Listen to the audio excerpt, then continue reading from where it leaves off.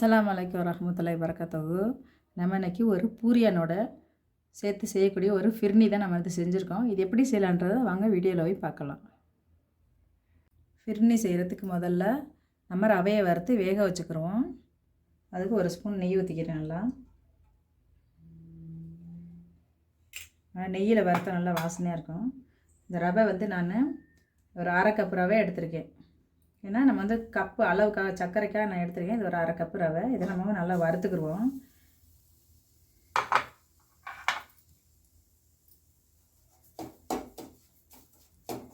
கொஞ்சம் நல்லா வறுத்துக்கிட்டோம்னா நல்லா டேஸ்ட்டு நல்லாயிருக்கும். ரவையை வறுத்துட்டு ஃபிர்னி செஞ்சோம்னா ரொம்ப நல்லாயிருக்கும்.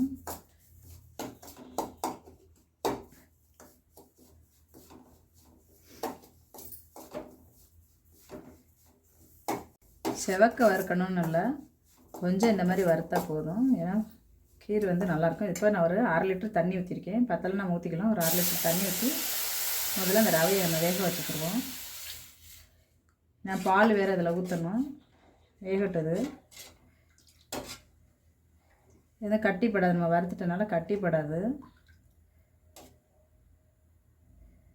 கொஞ்சம் நல்லா கொதித்து வேகட்டும். கொஞ்சம் கிண்டிக்கிட்டே இருக்கும்போது ஏன்னா அடியில் பிடிச்சிரும்.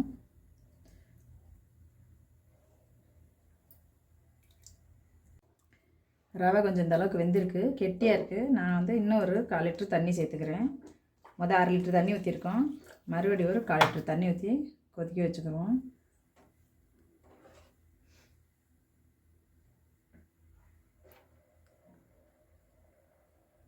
ரவை நல்லா வெந்துருச்சு, போதும்.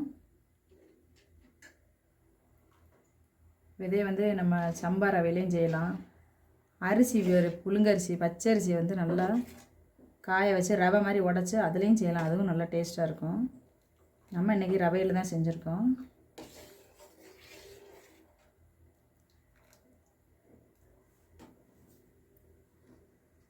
போதும் இந்த அளவுக்கு. இது வந்து நான் வந்து 100 கிராம் போட்டிருக்கேன். இந்த ரவை 100 கிராம் ரவை தான் இது. 3/4 லிட்டர் தண்ணி ஊற்றிருக்கோம். நம்ம 100 கிராம் ரவைக்கு அது கணக்கு வச்சுக்கிறோங்க. இப்போ சர்க்கரை வந்து போடுவோம். அது வந்து ஒரு 200 கிராம் சர்க்கரை இருக்கும். 200 கிராம் சர்க்கரையை நம்ம அதில் போட்டுருவோம். நல்லாயிருக்கும். அப்போ தான் வந்து ஃபிர்னிக்கு வந்து நல்லாயிருக்கும். அந்த பூரியோடு தொட்டு சாப்பிடும்போது நல்லாயிருக்கும். 100 கிராம் ரவைக்கு 200 கிராம் சர்க்கரை நல்லா அளவு கரெக்டாக இருக்கும். இந்த டைமில் வந்து இந்த இனிப்பு தூக்கலாக காட்டணும் அப்படின்னா நம்ம எப்போவுமே இனிப்பு நம்ம வீட்டுகளில் செஞ்சோம்னா கொஞ்சம் உப்பு சேர்ப்போம். அந்த மாதிரி லைட்டாக உப்பு சேர்த்துக்கிடுவோம். உப்பு சேர்த்தா அந்த டேஸ்ட் வரும் நம்மளுக்கு. இனிப்பு தூக்கி கொடுக்கணுன்னா சப்புன்னு இருக்கும். அது சர்க்கரை நல்லா கரைஞ்சிருச்சு. இந்த டைமில் நம்ம சுண்டை காய்ச்சின பால் வச்சுருக்கேன். மில்க் மேட் இருந்தாலும் ஊற்றலாம். நான் வந்து சுண்டை காய்ச்சின பால் வச்சுருக்கேன். 200 பால் வச்சுருக்கேன். அதையும் நம்ம அதில் ஊற்றிடுவோம். நாங்கள் அந்த காலத்தில் எங்கள் சொந்தக்கார வீடெல்லாம் பூரி பாத்தியான்னு சொல்லுவாங்க. அவங்க பால் தான் ஊற்றுவாங்க. மில்க் மேட்லாம் ஊற்றினதில்லை. இது அவங்கக்கிட்டேருந்து கற்றுக்கிட்ட ரெசிபி தான். இதுனா தஞ்சாவூர் சைடு வந்து இதை ரொம்ப விசேஷமாக செய்வாங்க. இந்த பூரி பாத்தியா செய்யும்போது எல்லோரையும் கூப்பிடுவாங்க. எல்லோரும் வருவாங்க. எல்லோரும் உட்காந்து செய்வாங்க. அது ஒரு நல்லாயிருக்கும். இது இந்த பூரி வீடியோ வந்து பூரியா வீடியோக்காக இந்த வீடியோ நான் எடுத்திருக்கேன். எல்லோரும் கண்டிப்பாக பாருங்கள், செஞ்சு பாருங்கள். இந்த மாதிரி ரொம்ப நல்லா வரும். இப்போ மில்க் மேட் இருந்தால் மில்க் மேடு ஊற்றிக்கலாம். நல்லா தான் இருக்கும். கொஞ்சம் அடி பிடிக்காமல் கொஞ்சம் லைட்டாக அப்பப்போ கிண்டி விட்டுக்கிறோங்க. இல்லைனா இது சில்வர் பாத்திரம்னால அடி பிடிக்கும். கொஞ்சம் அப்பப்போ கிண்டி விட்டுங்க. இந்த பாருங்கள் கரெக்டாக இருக்குது பாருங்கள். 100 கிராம் ரவைக்கு 3/4 லிட்டர் தண்ணி ஊற்றிருக்கேன். 200 கிராம் பால் ஊற்றிருக்கேன். 200 ml பால் ஊற்றிருக்கேன். சர்க்கரை அது மாதிரி நம்ம ஒரு பங்கு ரவை எடுத்தோம்னா 2 பங்கு சர்க்கரை அப்படி கூட எடுத்துக்கலாம். நீங்கள் டம்ளரில் அப்படி கூட எடுத்து நம்ம காய்ச்சலாம். இப்போ இது சர்க்கரை கரைஞ்சிருக்கும். இப்போ இந்த டைமில் ரோஸ் வாட்ரு, நம்ம இந்த மாதிரி ரோஸ் வாட்ரு சமையலுக்கு யூஸ் பண்ணுற ரோஸ் வாட்ரு வந்து சும்மா அது வாசனைக்கு நல்லாயிருக்கும். அது மாதிரி சேர்த்தோம்னா ஒரு 1/2 ஸ்பூன், சும்மா ஒரு 1/4 ஸ்பூன் கூட போதும். நிறைய சமைச்சோம்னா சமைக்கிறதுக்கு தகுந்த மாதிரி ஊற்றிக்கலாம். நான் சும்மா கொஞ்சம் தான் ஊற்றிருக்கேன். இதை அப்படியே இறக்கி வச்சுருவோம். இப்போ இதை நம்ம இறக்கி வச்சுருவோம். இது ரெடி ஆயிடுச்சு.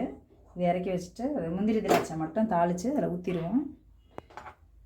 இப்போ அடுப்பில் ஒரு சின்ன பாத்திரம் வச்சுக்கிடுவோம். ஒரு 2 ஸ்பூன் நெய் ஊற்றிக்கிறோம். இப்போ ஒரு 2 ஸ்பூன் நெய் ஊற்றிட்டு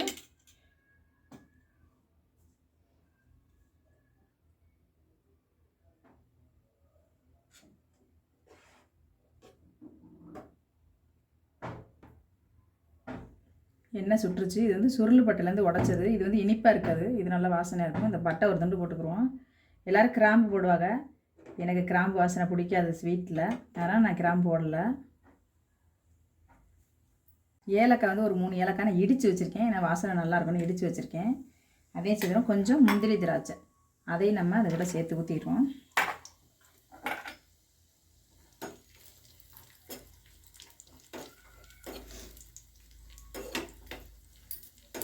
அவ்வளோதான், நம்ம அடுப்பு ஆஃப் பண்ணிடலாம். இப்போ இது நல்லா பபுள்ஸ்லாம் வந்துருச்சு, நல்லா புரிஞ்சிருச்சு. இப்போ இதை வந்து நம்ம இந்த ஃபிர்னி கூட சேர்த்துருவோம். அவ்வளோதான், நம்ம ஃபிர்னி ரெடி ஆயிடுச்சு.